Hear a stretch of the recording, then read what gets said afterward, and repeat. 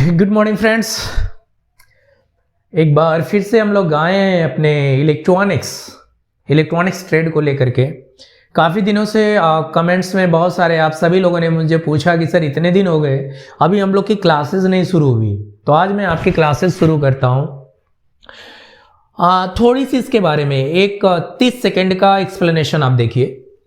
Electronics mechanic first year, ये first year की class है। NSQF level 5 national skill qualification framework level 5। ये आपका जो इलेक्ट्रॉनिक मैकेनिक का कोर्स है, ये NSQF लेवल 5 का कोर्स है जो इंटरनेशनल लेवल पर वैलिड है। पूरे वर्ल्ड में किसी भी कंट्री में अगर आप जाएंगे इस सर्टिफिकेट को लेकर के, NCVT के NSQF लेवल 5 की सर्टिफिकेट और मार्कशीट लेकर के, तो ये एक कोडिंग है और पूरे विश्व में आपको जाना जाएगा कि आपकी योग्यता क्या है और आप इस सर्टिफिकेट के अनुसार कितना जानते हैं।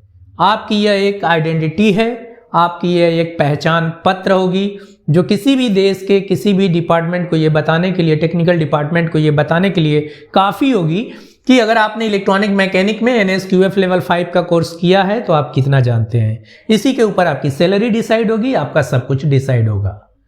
तो प्रोफेशनली आज हमने क्लास स्टार्ट करा यूनिट फर्स्ट का नेम है। आप अपना सिलेबस बिल्कुल देख लेंगे, सभी लोग डाउनलोड कर लेंगे। इस वीडियो के डिस्क्रिप्शन बॉक्स में हम लिंक दे रहे हैं जहां से आपको इलेक्ट्रॉनिक मैकेनिक NSQF लेवल 5 का पूरा सिलेबस एक 67 पेज का है, आप डाउनलोड कर लेंगे और उसी सिलेबस के हिसाब से एग्जाम में आएगा, उसी सिलेबस के हिसाब से मैं आपकी क्लासेस लूंगा जो लेता हूं। तो यूनिट फर्स्ट है, जैसे ही आप खोलेंगे एक सिलेबस का ये पेज है, यहाँ पे शायद आप देख पाओ कि ये लिखा हुआ है कि syllabus for first year NSQF level 5, जो टाइटल पड़ी है वो ट्रेड एंड इट्स ओरिएंटेशन। तो इसी के अकॉर्डिंग मैं लेक्चर्स ले रहा हूं। ट्रेड एंड इट्स ओरिएंटेशन, यह आपके ट्रेड के बारे में एक्सप्लेनेशन है और इट्स ओरिएंटेशन, और इसमें क्या होना है, आपको क्या समझना है और क्या सीखना है उसके बारे में बताया जाएगा। तो आइए सीखते हैं। मैं सिलेबस का हेल्प ले रहा हूं सिर्फ इसलिए कि मैं ये बता पाऊं आपको कि आप चीज़ों को कैसे समझेंगे। तो आइए ट्रेड एंड इट्स ओरिएंटेशन के बारे में क्लास स्टार्ट करते हैं। जो आज की लेक्चर जो शुरू हुआ है इसको हम पहले कहते थे TRADE, trade, THEORY, trade theory. जब इलेक्ट्रॉनिक्स स्टार्टिंग में आया, शुरू हुआ, तो हम इसको ट्रेड थ्योरी कहते थे और दो पार्ट होता था, ट्रेड थ्योरी और ट्रेड प्रैक्टिकल। तो हम ट्रेड प्रैक्टिकल के बारे में नहीं बात कर रहे हैं, ट्रेड थ्योरी के बारे में बात कर रहे हैं। जब NSQF लेवल 5 आया और आपका सिलेबस रिवाइज हुआ तो इस ट्रेड थ्योरी को क्या हमने कह दिया, जो कमेटी थी जिन्होंने ये सब डिजाइन किया था, इस ट्रेड थ्योरी को उन्होंने एक नाम दिया और वो नाम दिया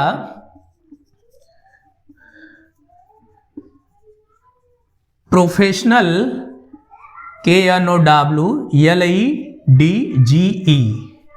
प्रोफेशनल नॉलेज। तो अब थ्योरी को उन्होंने कोर्स में ब्रैकेट कर दिया है। जैसे ही आप सिलेबस निकालेंगे देखेंगे कि ट्रेड थ्योरी को उन्होंने सेकंड ऑप्शन में लिया है, मेन वो मान के चल रहे हैं प्रोफेशनल नॉलेज। तो प्रोफेशनल नॉलेज का पहला chapter trade and it's orientation.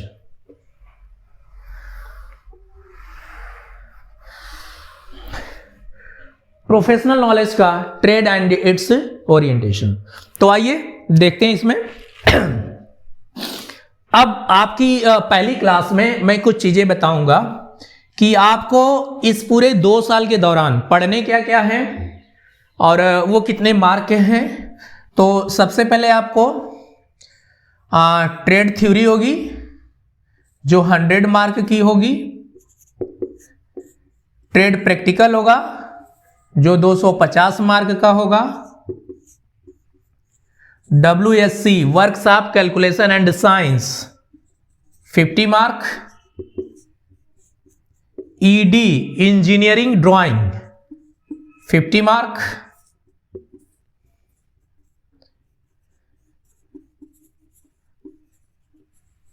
Employability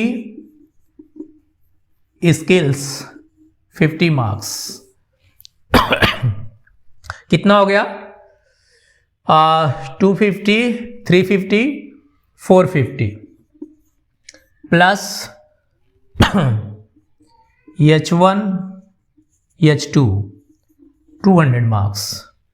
ये 450 होगा, 100 100 200 400 500 sorry, this calculation will be 500 this H1 H2 internal mark होता है जो आपके क्लास इंस्ट्रक्टर के ऊपर डिपेंड करता है, आपकी डिसिप्लिन, आप थियरी प्रैक्टिकल कैसे पूरा करते हैं, क्लास में कैसे रहते हैं, क्या अटेंडेंस है, क्या आपके बिहेवियर है, एटीट्यूड है। That is total 700। ये 700 का मार्क आपको फर्स्ट ईयर में एग्जाम में देना पड़ता है। ये सब्जेक्ट होते हैं, इसमें से ये मैं पहला स्टार्ट किया हूं जो 100 मार्क का है, जिसका एग्जाम CBT बेस्ड होता है, कंप्यूटर बेस्ड टेस्ट। कंप्यूटर के साथ ये एग्जाम देते हैं थ्योरी, उसका पहला चैप्टर ये है। आइए चैप्टर के बारे में सीखते हैं।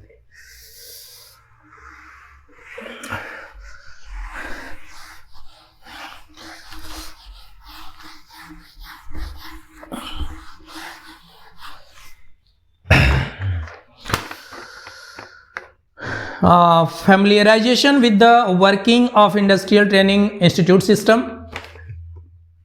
आपकी ITI के बारे में आपका ये सिलेबस NSQF लेवल 5 का फर्स्ट ईयर का सिलेबस, पहला unit trade and it's orientation.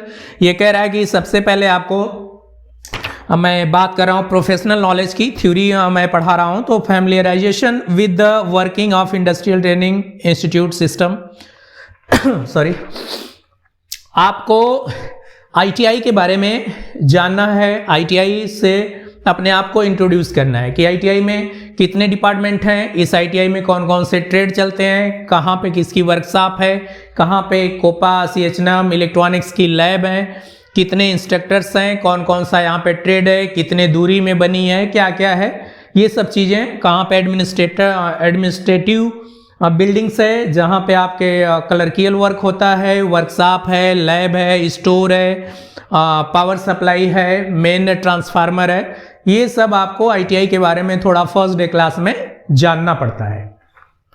उसके बाद अगली हेडिंग है importance of safety and precautions. Importance of safety and it's precautions. अगली हेडिंग है आपके सिलेबस की importance of safety and it's precautions. इसके बारे में सुन लीजिए। इंपॉर्टेंस ऑफ सेफ्टी, सेफ्टी हमारे लाइफ में कितनी महत्वपूर्ण है। मैं आपको लाइफ से नहीं ला करके आपको इलेक्ट्रॉनिक में लाता हूं। इलेक्ट्रॉनिक्स लैब में जब आप काम करते हो तो उसके लिए सेफ्टी और इसके लिए जो प्रिकॉशंस है, जो सावधानियां हैं, उसके बारे में बात करना है मुझे। तो प्रिकॉशंस और सावधानियां ये चीज़ें हैं कि जब आप इलेक्ट्रॉनिक, जो आपका लैब होता है, वो जिस वर्क बेंच पे आप काम करते हैं वो वुडन वर्क बेंच होनी चाहिए जिस पर आप सोल्डरिंग या डीसोल्डरिंग या अन्य और वर्क इलेक्ट्रिसिटी से रिलेटेड करते हैं। इसके साथ साथ आपकी जो वर्कशॉप है उसका मेन स्विच कहाँ पर है, ये आपको जानकारी रहनी चाहिए। आपकी लैब में, इलेक्ट्रॉनिक लैब में रबर की मैट होनी चाहिए, आपके पास रबर शूज होने चाहिए, आपके बाल बहुत लंबे नहीं होने चाहिए, हाथ में और कुछ कड़े वड़े या चेन इस तरह की चीज़ें नहीं होनी चाहिए। अगर गर्ल्स हैं तो वो कैप लगा के काम कर सकती हैं। तो इस तरह की चीज़ें हैं जो आपको ध्यान रखना है। सबसे मुख्य बात है, जब आप लेबोरेटरी के अंदर, लैब के अंदर, इलेक्ट्रॉनिक लैब के अंदर जब आप काम करते हैं और जब आपको इलेक्ट्रिसिटी के ऊपर काम करना है, तो सबसे पहले कि आप अपने इंस्ट्रक्टर को पूरा फॉलो करेंगे। जो आपके इंस्ट्रक्टर सर हैं, आपको क्या इंस्ट्रक्शन दे रहे हैं, क्या निर्देश दे रहे हैं, उसको आपको फॉलो करना है। वो आपको हर चीज़ बताएंगे कि कौन सी चीज़ कहाँ पर है, कैसे है। कभी भी रिपेयरिंग का जब आप काम करेंगे तो मेन सप्लाई का कटआउट जिसको बोलते हैं वो आप मेन लीवर को ऑफ करके रखेंगे।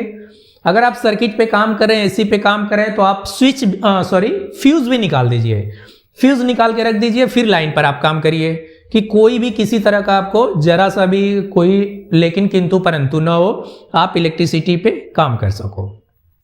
दूसरी बात, इलेक्ट्रिसिटी से डेंजर आपके लैब में कौन सी चीज हो सकती है? कुछ भी नहीं। दैट इज वेरी डेंजरस, जानलेवा हो जाती है जब आपको उसका गलत मतलब हो जाता है, शॉक लग जाता है या करंट लग जाती है। तो इन चीज़ों को हमको विशेष रूप से ध्यान रखना है।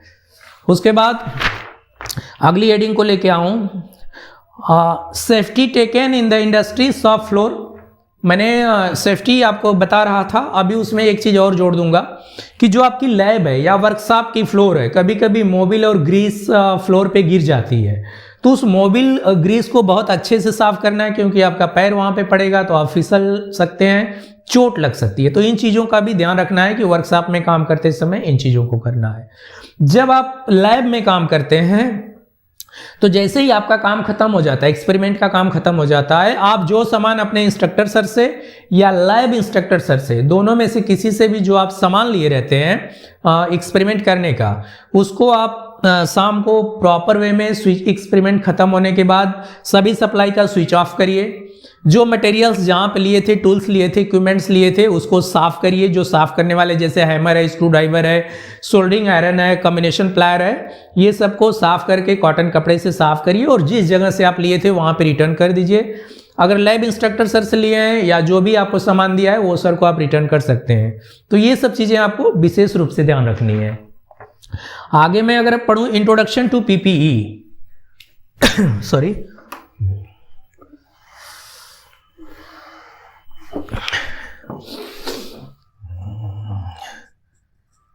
Introduction to PPE. सबसे पहले आप ये जानो कि पीपीई क्या है। Personal protective equipment.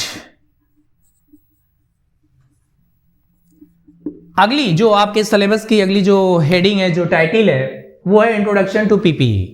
पीपीई के बारे में मैं आपको बताना चाहूंगा, पर्सनल प्रोटेक्टिव इक्विपमेंट, जो आपकी स्वयं की आपकी सुरक्षा करे।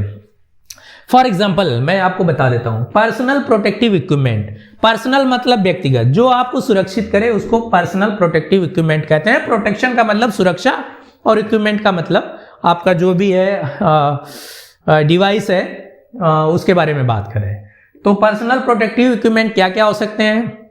जब आप सोल्डरिंग आयरन या वेल्डिंग करते हैं या टर्नर में काम करते हैं, मशीनिस्ट में काम करते हैं, तो सॉरी, आप ग्लास लगाते हैं तो एक प्रोटेक्टिव ग्लास होता है। प्रोटेक्टिव ग्लास यानी मैं आपको दिखा सकता हूं, वहां पर होगा प्रोटेक्टिव ग्लास, थोड़ा सा उठाए, थैंक यू। ये देख सकते हैं आप, ये है one of the example PPE, one of the example this PPE, personal protective equipment. तो ये भी आप लगा सकते हैं। आप रबर के शूज पहन सकते हैं। आप जब इलेक्ट्रॉनिक सर्किट पे काम करते हैं तो एक इलेक्ट्रोस्टैटिक स्ट्रिप आती है कि आप पीसीबी पे लगाएंगे और अपने हैंड में लगा लेते हैं, तो वो भी एक तरह का आपको प्रोटेक्शन देता है। जब जो सडनली करंट फ्लो होता है सर्किट में और पीसीबी ब्रेक हो जाती है या शॉर्ट सर्किट होते हैं तो उससे आपको सुरक्षा करता है, जिसका नाम क्या है, इलेक्ट्रोस्टैटिक स्ट्रिप। हाथ में लगता है और पीसीबी पे लगता है जब हम काम करते हैं, सोल्डरिंग करते हैं या कुछ और काम करते हैं। तो ये हो गया। इसके बाद अगर अगली टॉपिक में लेके आऊं तो introduction to first aid, introduction to first add.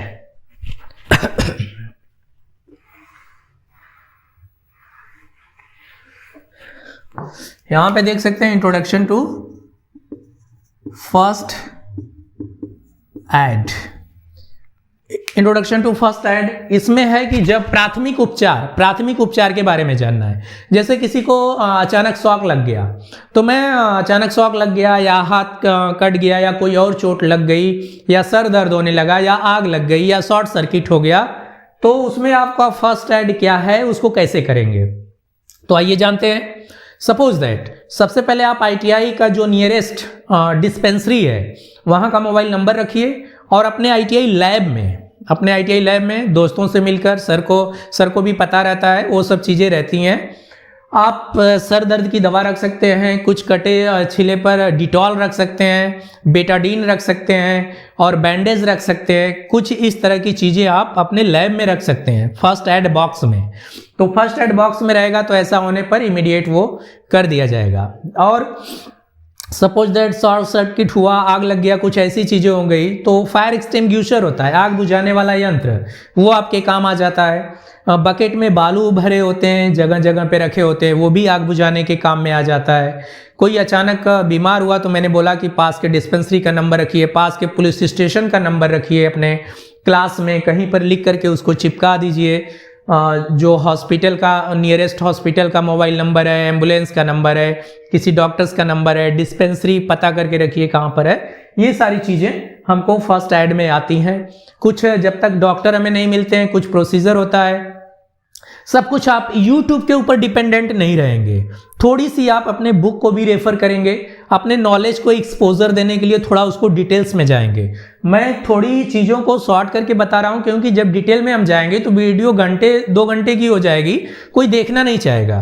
तो एटलीस्ट एक ऑसिलेशन आपको दे रहा हूँ जिससे आपको एक बेसिक आइडिया लग रहा है कि इस चीज़ में क्या क्या हो सकता है, इस टॉपिक का मतलब क्या है, इस टाइटल का मतलब क्या है। तो आगे अगर हम लेकर के जाएं, response of emergency, power failure, fire and system failure, ये मैंने आपको बता दिया। Importance of house keeping and good shop floor practice, ये भी मैंने आपको बता दिया। Occupational safety, health safety and environment guideline, मैंने सारी आगे की जो टॉपिक्स दिए हैं सभी के बारे में हमने चर्चा कर दिया आपसे। तो ये रहा टोटल आपका जो पहला चैप्टर है, trade and it's orientation, trade and it's orientation, electronic mechanic first year NSQF level 5। पहले चैप्टर का जो प्रोफेशनल नॉलेज था, प्रोफेशनल नॉलेज जिसको आप TT कहते हैं, ट्रेड थ्योरी, ये मैंने इस चैप्टर को कंप्लीट कर दिया। इस सिलेबस में मैंने सिलेबस से कुछ भी अपने मन से नहीं बताया हूं, सिलेबस के अंदर जो चीजें दिया है प्रोफेशनल नॉलेज में मैंने उन सारी चीजों को एक्सप्लेन किया है। इसके अलावा अगर कुछ भी आप जानना चाहते हैं तो कमेंट बॉक्स में आप क्वेश्चन करिए, मैं आपको रिप्लाई करूंगा, लिंक भी दूंगा। और अगर आपको समझ नहीं आया तो मैं उसको और कोशिश करूंगा नेक्स्ट वीडियो में जब आपका सेकेंड यूनिट लेके आऊं। सेकेंड यूनिट आपका मैं बता दे रहा हूं कि अगला लेक्चर्स में हम लोग सीखने वाले हैं